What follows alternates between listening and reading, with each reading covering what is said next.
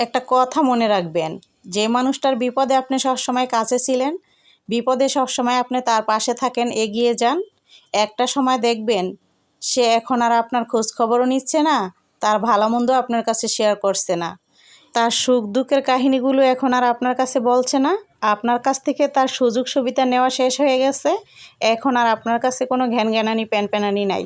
তখন ঠিক মনে করবেন যে তার হচ্ছে অন্য মানুষের পাল্লায় পড়েছে, তার নতুন নতুন আপনজন বের হয়েছে। ওই আপনজনটা কেমন সেটা বুঝবেন না, সেটা হচ্ছে পর মানুষে এখন তার আপন হয়েছে। তো এই আপনটা বেশি দিন থাকবে না, চিন্তা করবেন না।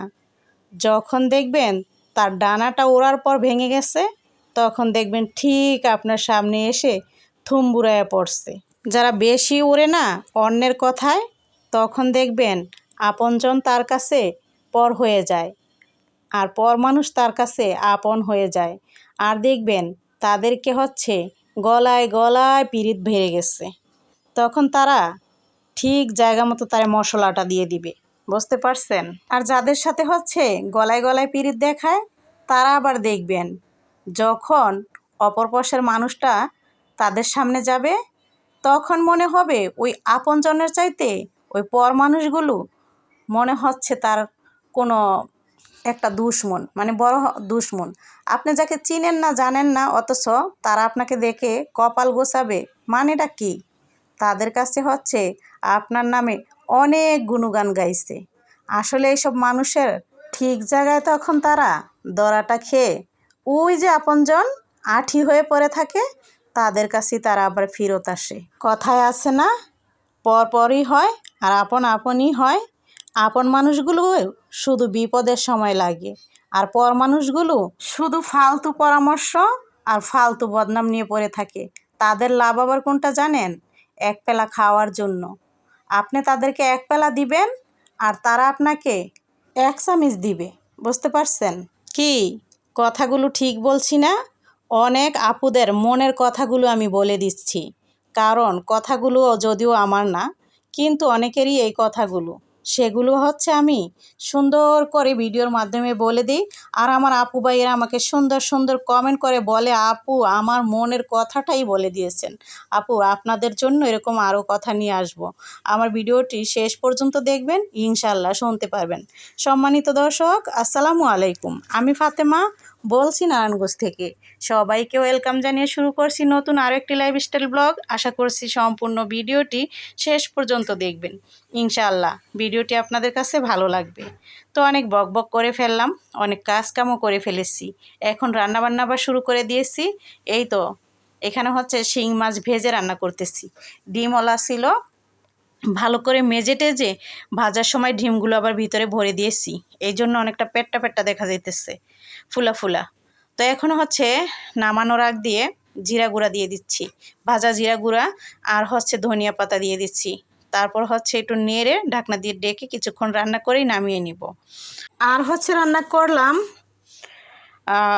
মশারির ডাল ভুনা, মেয়ের জন্য হচ্ছে ইলিশ মাছ ভাপ দেওয়া আর কি, মরিচ ছাড়া, লবণ, হলুদ আর হচ্ছে তেল এইসব দিয়ে, মানে একটু ভাপ দেওয়া, কোনো ধরনের ঝাল টাল ছাড়া। আর জাউ ভাত রান্না করে দিয়েছি পোলাওর চাল দিয়ে। তো এখন রান্না বান্না শেষ হয়ে গেল, তো এক এক করে হচ্ছে আমি খাবারগুলো এখানে রাখবো। তো আমি এখানে হচ্ছে এই ম্যাটগুলো বিছিয়ে রাখলে হচ্ছে আর কোনো খাবারের সময় ঝামেলা করতে হবে না, মাঝখানে শুধু আমি খাবারগুলো রাখবো। প্রতিদিন হচ্ছে আমি এই কাজগুলো করি। আর টেবিলটাকেও সুন্দর করে গুছিয়ে নিলাম। তো এখন হচ্ছে এক এক করে আমি রান্নাগুলো নিয়ে আসব। এই পাতিলটা হচ্ছে কিছুদিন আগে হচ্ছে মার্কেট থেকে এনেছিলাম, তো এটা বেশ ভালো, খুবই পোক্ত, কাশ্মীরি পাতিল, অনেক ভালো। যারা কাশ্মীরি যে হাঁডিগুলো কিনেন, আসলেই সেগুলো খুবই ভালো, ভালো মানের, অনেক পোক্ত শক্ত হয়। তো শেফালি হচ্ছে ঘরটা মুছে ঝাড়ু দিল, ঝাড়ু দিয়ে হচ্ছে মুছতেছে। আর এই তো এখন খাওয়া দাওয়ার পালা, আমরা হচ্ছে খাওয়া দাওয়া করতে বসছি, আপনাদের ভাইয়া আর আমি আর আমার মেয়ে সাইফুল হচ্ছে খাওয়া দাওয়া করে দোকানে চলে গেছে।